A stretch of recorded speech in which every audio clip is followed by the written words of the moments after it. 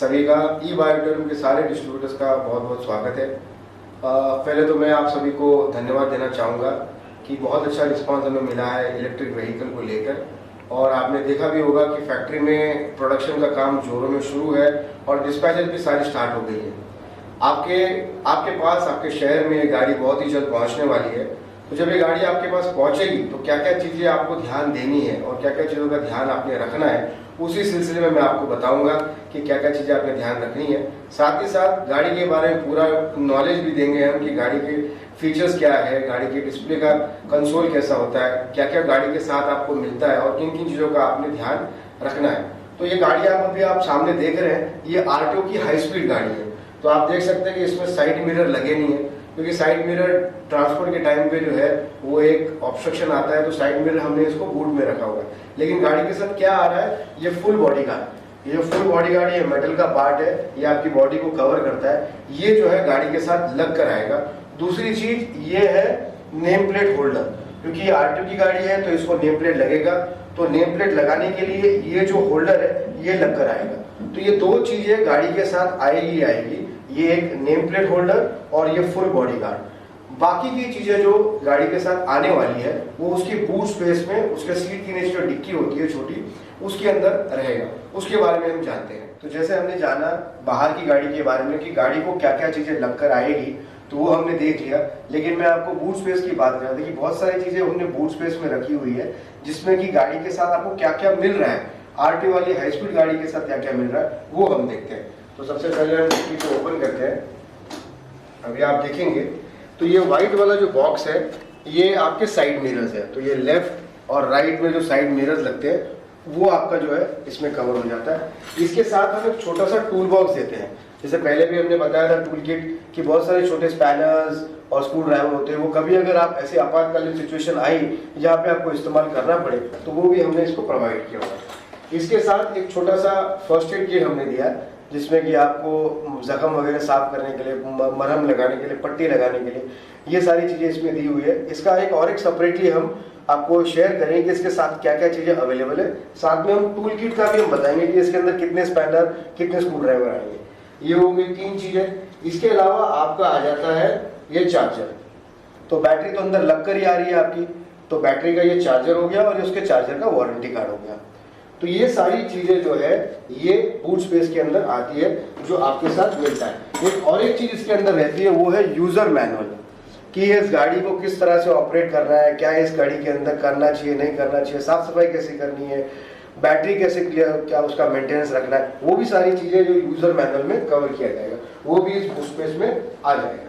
तो ये रहा गाड़ी के डिलीवरी के वक्त जो है आपको क्या क्या चीजें गाड़ी के अंदर मिले। तो ये हो गया कि गाड़ी के साथ आपको क्या क्या मिल रहा है। बाहर का आपने देख लिया, अंदर का देख लिया।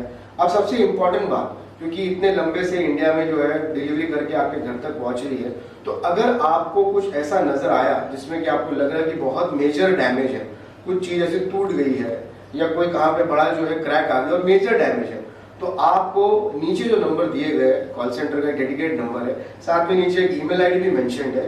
इसमें आपको गाड़ी मिलने के बाद तुरंत 24 घंटे के अंदर उस नंबर पे कॉल करके या मेल करके आपको इंटीमेट करना है, और उसके जो भी फोटोज होंगे, वीडियोज होंगे, वो निकाल कर आपको उस नंबर पर सेंड करना है, शेयर करना है, जिससे कि फिर जो कंपनी को कार्रवाई करनी है वो कार्रवाई आगे बढ़ा सकते हैं। तो ये बहुत ही इंपॉर्टेंट है, आपने ध्यान रखना है कि गाड़ी जब आपके पास आती है आपने गाड़ी फुल चेक करना है कि वो बराबर कंडीशन में है नहीं है, कौन सा पार्ट कैसे है, जो चीजें मैंने बताई कि बाहर लगा है नहीं लगा है, डिक्की के अंदर कोई अवेलेबल है नहीं है। अगर कोई ऐसी चीज है जैसे कि चार्जर अवेलेबल नहीं है अंदर, या साइड मिरर नहीं, बॉक्स नहीं पहुंच पाया, या टूल बॉक्स नहीं मिला, या मेडिकल किट नहीं मिला, कोई भी चीज अगर नहीं अवेलेबल है, तो विद इन 24 आवर्स आपने हमें नोटिफाई करना है। नंबर्स और मेल आईडी आपको दिए गए, तो वहां पे आपने नोटिफाई कर दिया तो कंपनी इमीडिएटली जो है उसके ऊपर एक्शन ली। तो अभी आपने देखा कि किस तरीके से आपको जो है गाड़ी डिलीवर होगी, गाड़ी के बाहर क्या क्या चीजें अवेलेबल होगी, डिक्की के अंदर क्या क्या चीजें आपको मिलेगी। इसके बाद हम जानते हैं कि गाड़ी के क्या फीचर्स है। तो ये बेसिकली प्रोडक्ट नॉलेज वीडियो है, जो आपको समझना है कि गाड़ी के अंदर क्या क्या चीजें फीचर्स है और किस तरह से आपको सहायता करती है। तो सबसे पहले इंपॉर्टेंट गाड़ी का जो ये है, ये स्क्रीन है, इसको हम डिजिटल कंसोल कहते हैं। ये जैसे हम अपने आप को आईने में देखते हैं, वैसे ये गाड़ी का स्टेटस बताता है कि गाड़ी अभी क्या स्टेटस में है। तो इसको जानने के लिए सबसे पहले हम इस की को ऑन करेंगे। राइट साइड मूव करना है आपको। राइट साइड मूव करने से जो स्क्रीन ऑन हो गया। आपने देखा होगा एक फ्रैक्शन ऑफ सेकंड के लिए बहुत सारी बत्तियां लाल, हरी, वाइट जली थी। दोबारा एक बार कैप्चर करते हैं कैमरा में। अभी आप ध्यान देना कि अगर आप ऑन करते हो एक फ्रैक्शन सेकंड के लिए, 1 सेकंड के लिए, देखिए बहुत सारी ऑरेंज, रेड और ग्रीन कलर की इंडिकेशंस इसमें आती है। तो बेसिकली ये स्क्रीन आपको ये बताता है कि गाड़ी का स्टेटस क्या है, गाड़ी अभी क्या सिचुएशन में है। तो ये जो है इंडिकेटर, ये बैटरी का इंडिकेशन है। तो आप देख सकते हो कि इसमें बेसिकली 1 2 3 4 डंडी है, ऊपर की एक डंडी कम हो गई है। तो ये 100% से अभी एक डंडी कम हो गई है। इसका मतलब क्या है कि 80% पे आ गई, जिसमें से 60% चार्ज है और 20% अभी यूज़ में आ रहा है। तो जैसे जैसे धीरे धीरे उतर जाएगा ये आपको पता चलेगा कि ये बैटरी इसकी नीचे आ रही है। इसके साथ क्या वोल्टेज करंटली है, कितना किलोमीटर चली है, ये अभी कौन से गियर पे ये है, फर्स्ट गियर पे है। अभी समझ लीजिए यही अगर 3 गियर पे होता, जैसे मैं यहाँ पे गियर चेंज कर रहा हूँ, ये देखिए 2 से 3 हो गया, तो 3 पे गाड़ी का जो उठाव होगा वो तेज़ी से होगा। तो आपको फिर पता चल जाता है कि 3 गियर पे मुझे गाड़ी चालू नहीं करनी है, फर्स्ट गियर पे करना है, तो मैं फर्स्ट गियर पे कर लेता हूँ। अब आते हैं इस पी को समझने के लिए। तो ये पी क्या है? ये पी जो है ये पार्किंग मोड है, ये आपकी सेफ्टी के लिए। अभी हम अगर इस पी को देखें और गाड़ी की हम अगर रेस दे गाड़ी को, देखो मैं अभी रेस दे रहा हूँ गाड़ी को, गाड़ी चल रही है, नहीं चल रही है। तो इस पी को निकालने के 3 तरीके हैं। ये लेफ्ट ब्रेक है, ये राइट ब्रेक है। किसी भी एक ब्रेक को आप दबाओगे, जैसे लेफ्ट को दबाया, देखिए अब ये पी चले गया, लेफ्ट राइट ब्रेक, और बाद में और एक बटन दिया है पी बटन। अगर आप लेफ्ट ब्रेक राइट ब्रेक भूल जाते हो, ये पी बटन, ये पी बटन दबाने से भी ये पी चले जाता है। अभी आप तुरंत देखिए पी हटने के बाद यहाँ पे एक ग्रीन सिग्नल आ गया, रेडी। तो रेडी का मतलब ये है कि गाड़ी आपकी स्टार्ट होने के लिए तैयार है, ये है रेडी। रेडी मतलब गाड़ी अभी चालू हो सकती है, इसमें कोई प्रॉब्लम नहीं है। तो अभी मैं देखिए रेस दे रहा हूँ, आप रेस देखते ही देखिए स्पीड बढ़ता जा रहा है, स्पीड बढ़ते जा रहा है, और ये स्पीड जाके फर्स्ट गियर पे आपको 36 का मिल रहा है। अभी आप ये अंदर शहर की शहर अगर चलाना चाहते हो तो उसकी ये स्पीड प्रॉपर है। लेकिन अगर आपको बाहर जाना है, आउटस्कर्ट में जाना है, कहीं लंबे जाना है और आपको स्पीड चाहिए, तो आप सेकंड गियर पे गाड़ी, तो अभी देखो गियर 2 आ गया और स्पीड जो है 47। और ये देखो यहाँ पे आप देख रहे हो 0.1 मतलब गाड़ी चल रही है, 0.2 मतलब ये 200 मीटर गाड़ी चल चुकी है। देखो 0.3 अभी आएगा। तो इस तरह से डिस्टेंस भी बढ़ रहा है। अब आप गियर 3 करोगे जो कि टॉप गियर है, जिसमें आपको मैक्सिमम स्पीड मिलेगा। तो देखिए गाड़ी 3 पे आ गई, और अभी गाड़ी की स्पीड इसलिए बढ़ी क्योंकि मैंने उसको स्टैंड पे रखा हुआ है। लेकिन जब हम ये ग्राउंड पे रखेंगे तो गाड़ी जो है 60 या 58 टू 60 किलोमीटर का आपको स्पीड देगी। तो ये सारी चीज़ें इस स्क्रीन पे आपको नज़र आएगी। इसमें हम एक और काम करेंगे, एक अलग से आपको एक चार्ट देंगे जिसमें इस गाड़ी में क्या क्या चीज़ें होती है जो कि इंडिकेट करती है। जैसे इस स्क्रीन पे अगर मोटर में कोई प्रॉब्लम है तो यहाँ पे एक आइकन आ जाएगा, अगर थ्रॉटल में प्रॉब्लम है तो एक आइकन चालू हो जाएगा, अगर ब्रेक की वायर कटी हुई है तो वो आइकन आ जाएगा। तो ये इंडिकेट करता है कि मेरी गाड़ी में कुछ प्रॉब्लम है और वो ब्लिंक कर रहा है और गाड़ी शुरू नहीं होगी। तो ये इंडिकेशन ही बताता है कि गाड़ी को अभी क्या सर्विस की ज़रूरत है या कुछ प्रॉब्लम आ गया है, उसे ठीक करना है। तो ये चीज़ें जो है ये स्क्रीन आपको बताएगा। ये हो गया, इसका अलग से हम जो है एक वीडियो बनाकर आपको भेजेंगे कि इसमें क्या क्या इंडिकेशन है। अब हम आते हैं और समझते हैं कि लेफ्ट हैंड साइड के पैनल पे और राइट हैंड साइड के पैनल पे क्या क्या कंट्रोल्स आपको दिए गए हैं। तो सबसे पहले इंपॉर्टेंट हम स्टार्ट करते हैं राइट साइड के पैनल से। तो आपने स्क्रीन देखा, यहाँ पे एक बटन अवेलेबल है, ये लाइट के लिए बटन अवेलेबल है। तो अभी एक्सट्रीम राइट में है तो ये बंद है, और अगर हम इसको एक बढ़ाते हैं तो आपकी डे रनिंग लाइट जो है वो चालू हो गई। अब ये देखिए लेफ्ट साइड और राइट साइड दोनों डे रनिंग लाइट, और ये special highlighter left side, right side, और ये बीच में ये स्पेशल इफेक्ट है हाइलाइटर, ताकि जो प्रोडक्ट की ब्यूटी है वो एनहांस हो। अब उसी लीवर को अगर और आगे बढ़ाते हैं तो ये देखिए ये आ गया आपका हेडलाइट।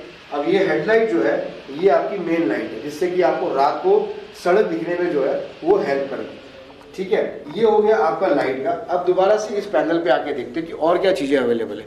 तो इस लाइट को मैं बंद कर देता हूँ अभी एक्सट्रीम में। अब यहाँ पे ये पैनल, ये एक बटन दिया है वो गियर है 1। अब ये देखिए ये चेंज हो गया, 2 स्पीड और बढ़ेगी, ये 3 ये और स्पीड मैक्सिमम स्पीड में जाएगा। यहाँ पे आपको 60 का स्पीड मिलेगा। ठीक है। इसके नीचे एक बटन दिया गया है जिस रिवर्स, आर मतलब रिवर्स। अब अगर आपको रिवर्स जाना है तो इस गाड़ी को बटन दबाकर, इस गाड़ी का बटन दबाकर आपको रेस देना है, तो आपके स्क्रीन पे ए आएगा, मतलब ये रिवर्स जा रहा है। और रिवर्स 5 किलोमीटर की स्पीड से ही रिवर्स जाएगा, ज़्यादा नहीं जाएगा। आमतौर पे पार्किंग में जब हम गाड़ी लगाते हैं और तकलीफ होती है निकालने के लिए, तो रिवर्स बटन का आमतौर पे हम इस्तेमाल करते हैं, जिससे कि हम आसानी से बाहर निकल सके। एक बटन है यहाँ पे, वो है हॉर्न का। तो आपने ये दबाया, राइट साइड पे हमने एक हॉर्न दिया हुआ है। तो ये 4 चीज़ें यहाँ पे अवेलेबल है, लाइट, गियर, रिवर्स मोड और ये हॉर्न का बटन, ठीक है। इसी प्रकार से अभी हम आते हैं लेफ्ट साइड में। तो लेफ्ट साइड पे ये टॉप बटन जो है वो आपके लाइट से एसोसिएटेड है। तो अगर आपने लाइट को ऑन किया और अगर आपको अपर डिपर का बटन कम्युनिकेशन करना है तो ये आपका अपर हो गया, ये डिपर हो गया।